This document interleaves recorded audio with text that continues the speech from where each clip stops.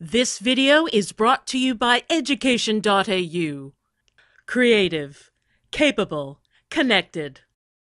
It was produced by education.au's Strategic ICT Advisory Service, a project funded by the Australian Government's Department of Education, Employment and Workplace Relations.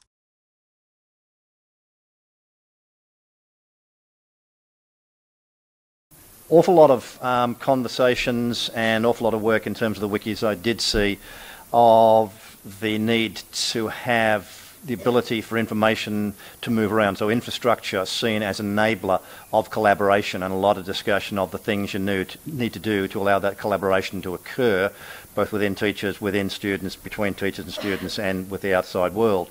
And some fascinating issues that came up in the conversations about that, and some really, really interesting descriptions of the challenges that are faced. One of which is the tension between trying to allow things to happen in a seamless, integrated way, and therefore standards, interoperability, systems that talk to each other, and the risk of lockstepping things. That you do that and you can't put a single system in place until you've been through 5 committees signing off in detail, and then going to 5 other supervisory committees, and then finally going to a minister to agree, yes, indeed, that's fine and thing can happen, and killing innovation because you do not allow things to innovate locally because you're so obsessed about making sure they all work with each other. So one tension, no solution, but one very important tension. Interesting discussion which linked together in a way which didn't occur at the same table, but which was dealing with the same problem in a very fascinating way across tables, which was that issue of allowing people to access anything they like and then using any tools that they like, and 2 things really: how to manage that with the duty of care, and how also to do that in a way which produces an acceptable result in terms of time pressures for an individual teacher within an individual classroom. So at one table we had an awful lot of discussion of the problem of, well, why are we locking these things down? There's all these fascinating tools out there which you could use, like all the Web 2 tools, to allow interaction between people. That's what those tools are designed for. You've got a whole number of very bright people out in the wide world inventing those tools.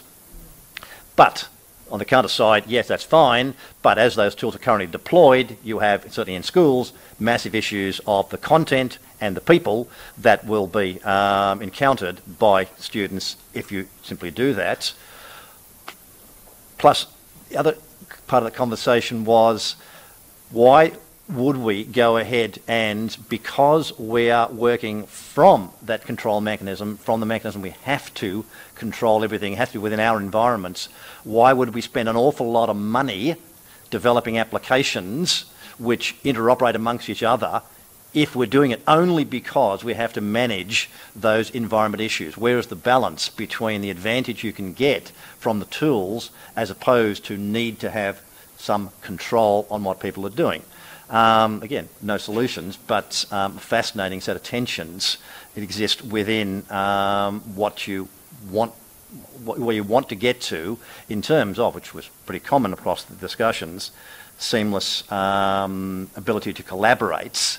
But what are the other things you need to do to deal with that?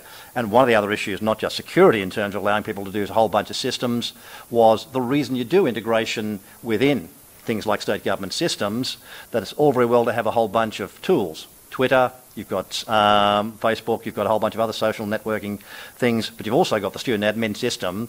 And for an individual teacher to have to then deal with those systems and recreate identities of their students 5 times a day in those 5 different systems is also not too cool.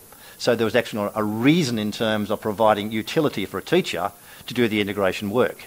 And so the trick for us policymakers and people who make decisions is, of course, to balance all those things and come up with decisions of how much money you spend on developing tools which integrate this stuff, how much control you put in, and how much you allow people simply to use what's out there.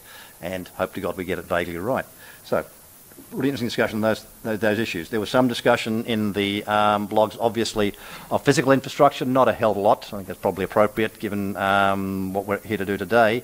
But some discussion, obviously, of bandwidth and a lot of discussion, obviously, of the the benefits of standards and interoperability. Not an awful lot of discussion of one issue, which I know well, which is the good thing about standards is there's so many of them to choose from.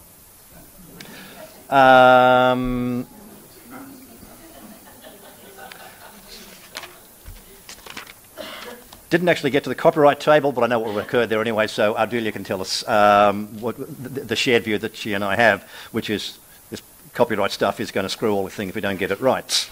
And we're not actually going to share anything if we don't get the copyright stuff right. And both Delia and I can go on for a number of hours explaining what we mean by that, but we won't. I won't anyway. I don't know if Delia will. Some discussion, particularly at the last table I was at the very valid point that all this infrastructure is very well, but you're not actually going to work if you don't have teachers with the passion to educate. And I won't go much more about that because I think that's really going to be the subject of conversations later in the day. Details, obviously, at the discussion of e-portfolios, of the desirability of allowing people to access their own information, and it's another version, I guess, of the collaboration issue, that you're going to get a lot of power for the individual if you get all of your back of the office, your back of everything, stuff organised so that people can actually, in a powerful way, control or have access to their own information and themselves integrate that information as opposed to you integrating that information for them, you being 25 different people that they actually have to deal with as a single individual. So clearly a very important issue within that space. And that's probably enough in terms of the things I gleaned on the way through, and at this point I can invite you all to beat me up in terms of the important things that I missed.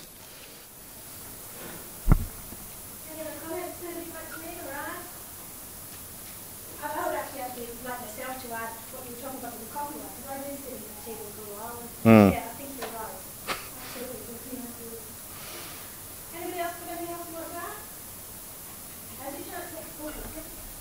Kevin, one of the things that came up for us was we want the systems to be open and work together and integrate, but our procurement policies seem to be hindering us in that. You know, we end up buying product X from a vendor without asking questions about open interfaces, Sure. The ability for different vendors to work well with each other, the role of open source systems and how they integrate with others. And so I worry that we have a lot of goals about wanting this to all work, but then when we get to the traditional government process of IT procurement, it all then goes wrong.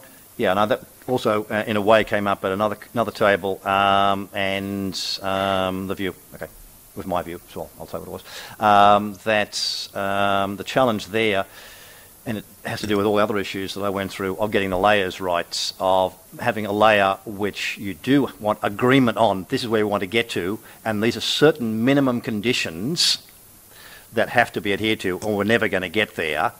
And the trick then is how much stuff is in that minimums conditions layer and in the conceptual description of where you want to get to, and the balance between saying we want to do these things and making a particular technology choice. And as you know perfectly well, that is not static.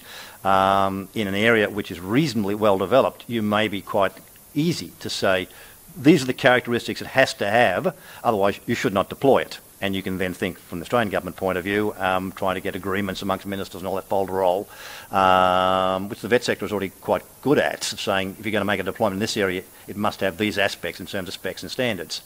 Whereas in emerging areas, it's much, much harder because you might actually be killing off innovation by getting too obsessed at that moment about trying to answer those questions. You just don't know enough in terms of what's going to win in terms of market force. So those kind of approaches, I think, we certainly came at that table and probably other tables of the things that need to happen. I'll just rattle on a bit more. And there are processes at the moment right now, particularly read in the school sector by Queensland, to try and do some of the conceptual work to say, if we're going to have an e-learning architecture, what are the things at a diagrammatic level and at a governance level we're going to need to have to answer those questions.